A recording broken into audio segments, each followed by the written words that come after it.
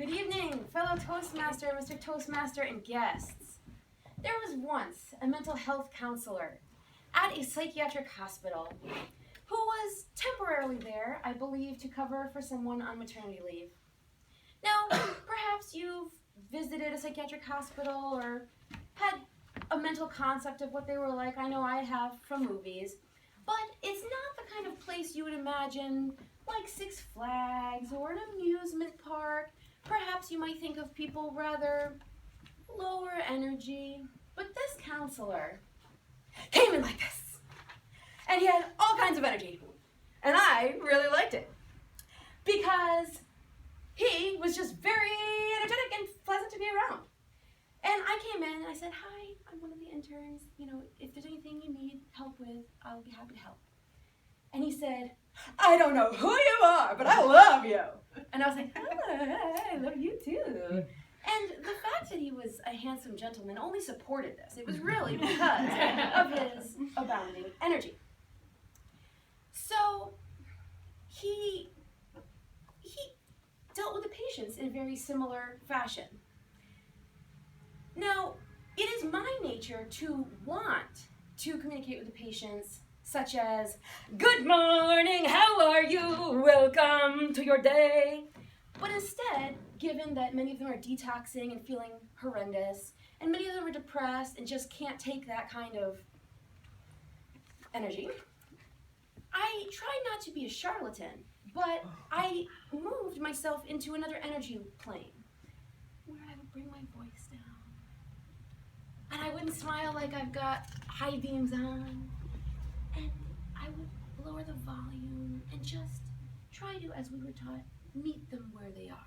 Or, for the grammarian, too often we are told, meet them where they're at, which drives a little nail under my grammar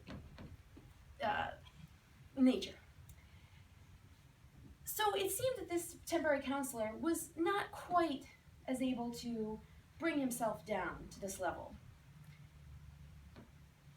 Now, I don't know if any of you have seen a commercial that's been on recently. I believe it is for deodorant.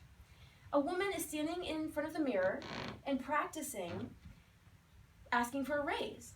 Now, she's got hair kind of messed up a little bit like I do, not really slicked back, and kind of glasses that are a little less than flattering. And she's got a nice blazer on, so she's professional enough. But I feel like she could be a little bit more polished. But as she practices, I notice that she has what some might consider a bit of a whiny quality to her voice.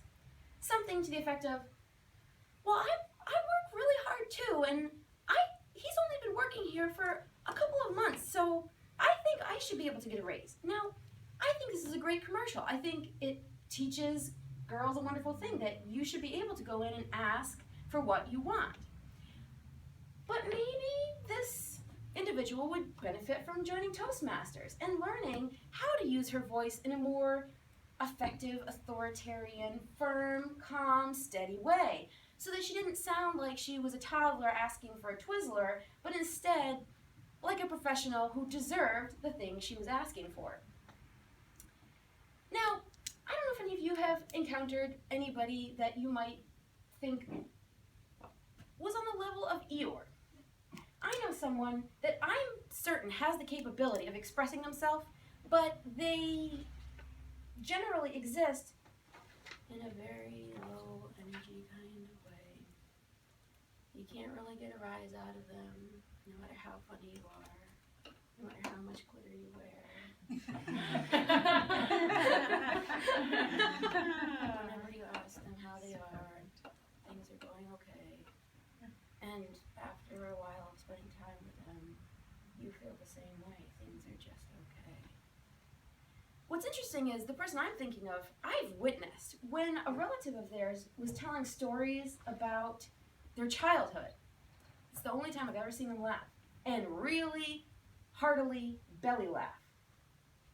The rest of the time, things are just okay. Now, I haven't figured out the reason behind this, but it's just interesting to note that some people that present in daily life as an Eeyore can get excited. They just need the right stimulus. Now, back to the counselor that I mentioned in the beginning. Mr. Always, pretty much from Vegas, he'd be a great person if you were bored. Provide all the entertainment, even through the commercials. So he did not last through her maternity leave. It seemed that he was let go because he could not bring his energy down. Perhaps he felt that would be himself being a charlatan. But on a grand hurrah on his way out, apparently signaling to another counselor behind glass that he was gone, so he was saying goodbye and apparently being walked out, he decided to make this motion, meaning I've been fired, in a psychiatric hospital. Mm-hmm. Among those, many of whom have suicidal ideation. So, fellow Toastmasters, I'm so glad you're here. You're really doing wonderful things, learning about vocal variety and bodily movement to express yourself through movement, and hopefully good judgment, so that when you are in an area where people might have other things to consider, you might have a bit more awareness of what gestures you use, how you use your voice, and I would just say keep up the learning, keep up the good work, and keep on toast mastering.